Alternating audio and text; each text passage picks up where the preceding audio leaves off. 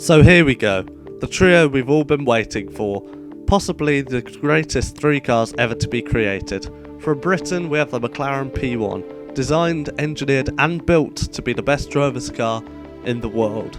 From Germany, the Porsche 918 Spider, representing an entirely new look at the supercar. Then we have LaFerrari.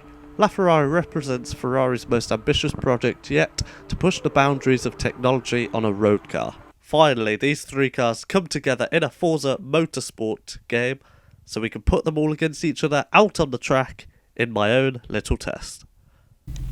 So here we are, first off, the Ferrari laferrari around Virginia International Raceway. Now of course I haven't got the Ferrari circuit, and Forza Motorsport obviously doesn't have an open world to drive about in like James May did, but this is a pretty cool track. It's a new addition to the game, so I thought let's give this a go and just listen to this V12.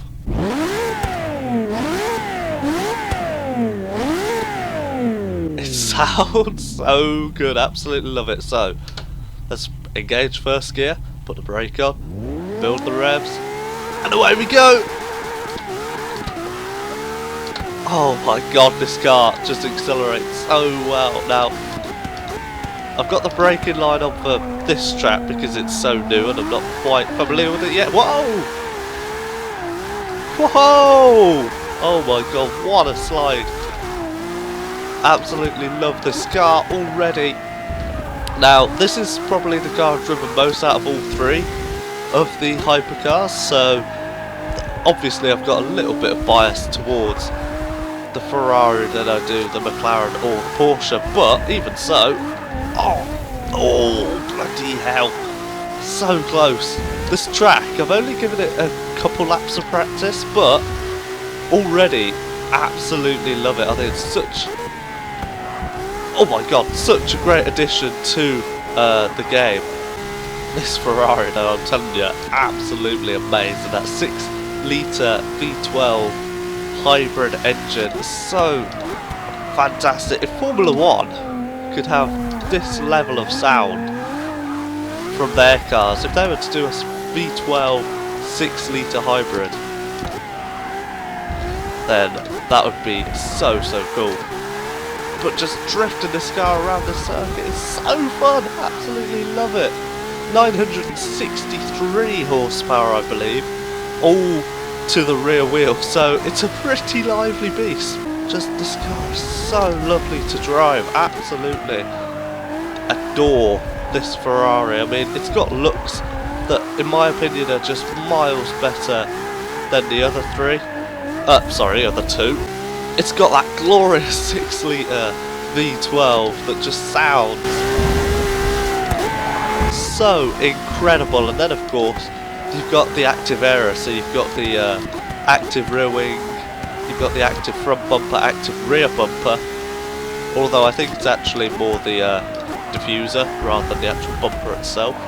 You might be able to see it there, right at the bottom of the car. I'll try and zoom into it so you guys can see it a bit better, but such a great car. If we go to the, that's a rewind button, if we go to the interior, now I have to say it's the most basic interior, besides the, oh my god, not focusing, beside the steering wheel, it's by far got the most basic interior with the dashboard and just all the likes of it. But I think that makes it better, to be honest, as an actual hypercar. Because I mean, it's supposed to be about, I know it's supposed to be about, you know, hybrid efficiency and whatnot, but there's nothing in here that just distracts you from actually driving this car. Also, naturally, I think there is just something about this car that just because, you know, it's got the Ferrari badge, it's an Italian car, it has that traditional Ferrari V12 power, I think that in itself adds something to this car. Because I mean, oh my god, it may technologically not be as impressive as the Porsche, maybe you could say, with how that's able to use its energy to actually drive purely on that for I think it's something like 20 miles maybe, and it may not have quite that track focus perhaps that the McLaren has, but overall, in my opinion, it looks the best, sounds the best. That's definitely not up for debate. I genuinely don't think I could get bored of driving this car around this track. It is just such a blast, absolute blast. You can see the active aero working so well through these corners. It's beautiful. I don't know how it doesn't lose control when you slide it. Look, I mean, off track again, just carrying too much speed into these corners while drifting, but you just get a sense of just how impressive this car is. It's absolutely fantastic. I've parked up on the exit of the last corner, as you can see, and what we're going to do is a quick speed test going down towards the first corner, see how fast we can get this car. I believe we'll be able to get just up to 180 mile an hour. Let's find out. Oh my god. Not the best of launches, just spinning up the rear tyres. There's definitely more to come. That isn't in mile an hour, by the way, for anyone wondering. That is kilometres an hour. This car isn't just an absolute... Oh my god, so close. 280 mile an hour. This thing is so fast. It is crazy fast. But that isn't the longest straight, to be fair, or the straight where you can get up to the most speed. That is on the back straight. But let's just take you on a lap quickly of the Virginia Raceway. So trying to turn in there, it's vital you actually slow it down more than that to get a better run through that chicane. And then through this section, it's always... Oh my god, there's a sign in the middle of the road. Well, never mind. We'll forget that lap. This bit coming up though is probably my favourite part of the track, because you just carry so much speed through this section. You feel like you want to take... You just feel like you want to slow down even more. I'm sure there's even more speed for this Ferrari to go through that sector, but you're just so on edge through this part of the circuit. I do love it. Here now is the longest straight of the track, so here we go. Can we get it above that 180 mile an hour barrier? We're already up to 250 kilometers an hour. 280. Come on, can we get it above 180? VIP Racer, 300 kilometers an hour, 311 kilometers an hour. I think that is just touching 200. I'm not too sure. I'll have to look that up. I know 300 kilometers an hour is 186. This car though, honestly, sounds so good in this track. I'm so glad they've added this. Oh, here we go. 300 kilometers an hour that time, so 180 down the main straight. Just shows how fast this car is and how nimble it is as well through the corners, because I think it's very easy to make a car that just has a load of power and can go quickly in a straight line. Classic example, Bugatti Veyron.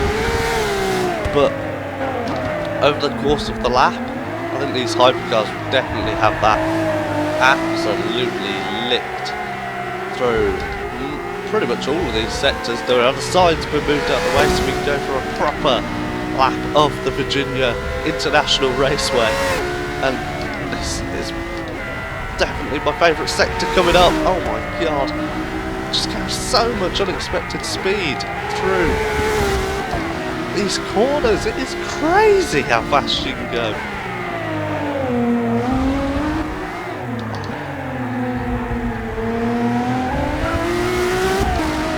This is absolutely the best car to have around this track. It's just so light, so nimble. It's just fantastic. Absolutely love it. I haven't driven the other two yet though, to be fair, but I'll be hard pressed to find those two being better than this. I really would. Just feathering the throttle through there. A little bit of understeer through the Ferrari, but just put the power down, you just get instant oversteer with that 960 horsepower.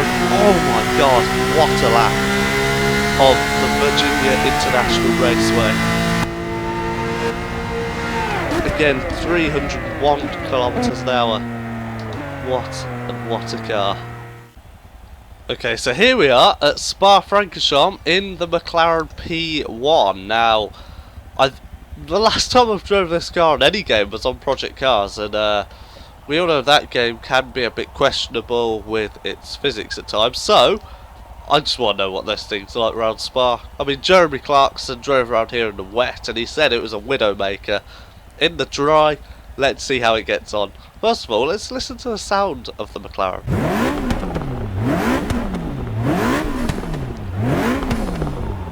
Of course, having that turbocharged V8, it doesn't, well, nowhere near has the same sound as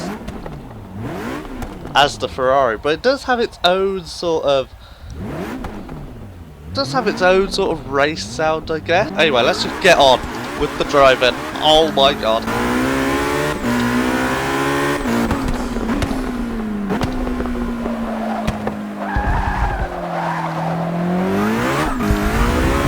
Oh, what the hell? My god, the traction in this automatically is so much, like, in this car, just, oh my lord. Okay, we're off. I'm not going to make that mistake again. This car has so much more traction than the Ferrari, that much is clear straight away. But as you can see, that rear spoiler actually does need to retract after a certain speed in real life, otherwise the rear suspension will break. So that's just how much downforce this car produces, and it does show. Oh my god. Coming into this understeering right-hander here at Spa. Oh my god, the back end's coming out. The thing that surprises me about the Ferrari and the McLaren is that even if the back end comes out, you can still save it so easily. It's just, look, it just surprises me because these cars have over 900 horsepower, both McLaren and Ferrari rear wheel drive, and it's it's such a pleasure to drive both of them. It's just so, oh my god, understeer. The problem I'm having with this car is it's so fast. I'm almost trying to drive it, oh my god, almost trying to drive it like a Formula 1 car through some corners, and even though it does have a lot of downforce, it is still nothing on a Formula 1 car. Just look at that, see the back end comes sliding round, and you can just save it so easily. The McLaren and the Ferrari, they do have a whiff of race car about them. That's a bit better, but let's see what kind of speed we can get down this straight. We managed to get 300 kilometers an hour in the Ferrari at Virginia. We're already past that. 325 kilometers to get it stopped for this chicane, and going into the cockpit cam of this car, and in the gravel slightly. But one thing I do notice about the cockpit in this compared to the Ferrari, at least, is the Ferrari does, which is odd, oh my god, back end, oh beautiful, see what I mean, you get the back end round, and it's so forgiving. I mean, bloody hell, that was hard work then. But going back to the cockpit, it's the Ferrari definitely seems like there's less to, I mean, apart from the steering wheel where you've got buttons for days on it, I mean, the actual amount of things in the cabin, there's definitely a lot less in the Ferrari to distract you, whereas the McLaren, you've got this screen, you've got all the settings that you have, like in the 12C, the 650S, the 675, so it's still sort of got the tech that you'd expect in terms of actually, you know, gadgets and devices to use, whereas the Ferrari just has buttons on the steering wheel that help you go faster, basically, as well as the indicators and all the road legal stuff. But let's see what kind of speed we can get up to here. Last time we hit 325 kilometers an hour. This car just builds speed like ridiculous, 326 kilometers an hour before braking for this chicane. And I tell you what a great job Clarkson did of bringing this car to Spa at Top Gear, because tell you what, it's a track that suits it, that's for sure. Let's get the back end out. Come on, another slide. Oh, it's just so lovely to drift these cars. Oh, that's a spin. Oh, I think we just about avoided contact with the wall there. Oh, yeah, no damage on the back. Oh, that was close. Oh my god, that was close. Tell you, another thing that might help as well is the fact that in the Ferrari I didn't know the track that I was driving, so maybe we might have to revisit the Ferrari on a different circuit. I don't know. Maybe we'll just leave it to the test at the end. McLaren being so sort of what is it? So, you know, so sort of serious. You know, it's not taking anything as a joke. It's built to get the job done, basically. And my God, does it get the job done? It's so good. Doesn't have that flair, that passion of the Ferrari. You know, it hasn't made me laugh, or you know, doesn't make me go wow. Well, it does make me go wow, but in a completely different way to the Ferrari. The Ferrari's just sheer volume, sheer pantomime. But this, nonetheless, is still such an impressive car. Just the, oh my god, the torque you can get out of these corners. I was using third gear out of that corner, and it just pulls, absolutely pulls. And that's the case in the Ferrari as well. So fantastic, such a fantastic car. So here we are. The Porsche 918 Spider, the car that I actually am pleasantly surprised with. One thing I've yet to do is drive it in anger around the track, so let's give that a go. Let's listen to the car. Oh, it's just got that perfect mix of being in between the Mclaren and Ferrari in terms of noise. Oh, I do love it. Let's go. Oh my god. Oh my god. Oh my god, okay. Oh wow. Oh my lord. Oh my god, this car. Okay. It does not drive anything like the Ferrari or the McLaren. Of course, with it being four-wheel drive, wow! Gee! Right, here we go. Let's see what kind of speed we can get. Coming down to... Bloody hell! Oh! The sound of this again! Pleasantly surprised! Oh my god.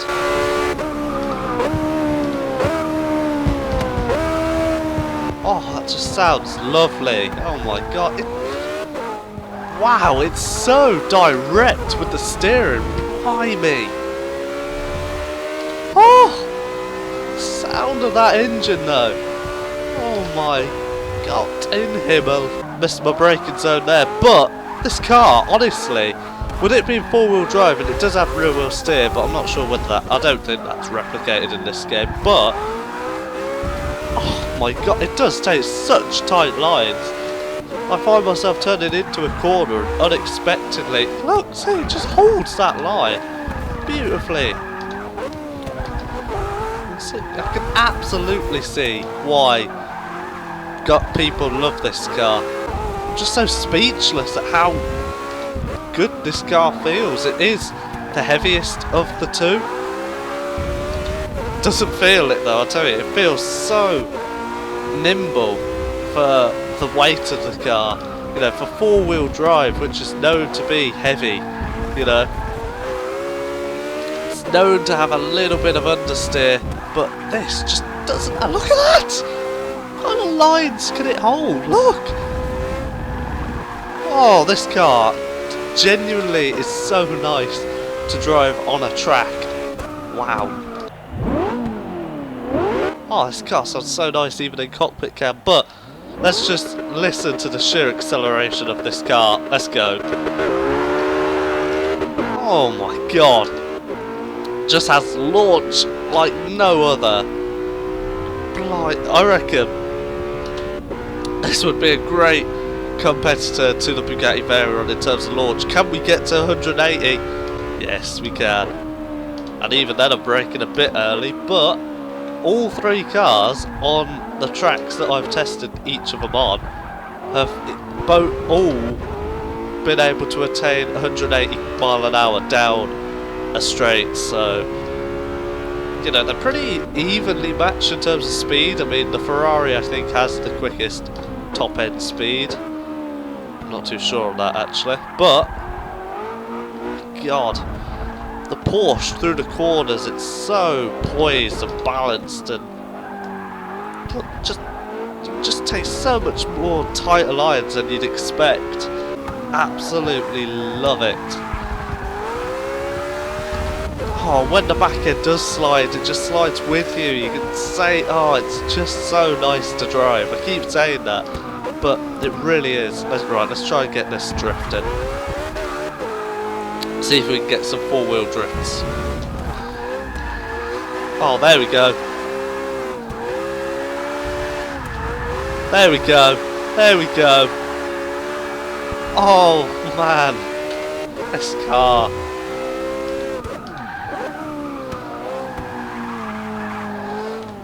Oh, I'm struggling to say anything about it because I'm just enjoying driving it around the track so much. The thing with this car is it's been said to have saved the future of the supercar today, which it does such a good job with its own electrical recovery system. Did not expect this car to be as nice as it is around a racetrack. Absolutely love it. And when you do slide it like that, oh, it's just such a good car. Genuinely love it. Let's try and get a couple more drifts out of this. Oh yes. Oh yes. Yes. Oh, what a car. What a car. Love it. Absolutely love it.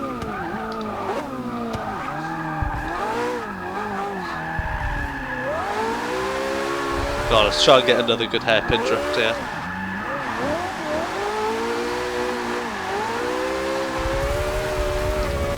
Oh my god, this car is so fun. Fun, fun, fun, fun, fun. Love it.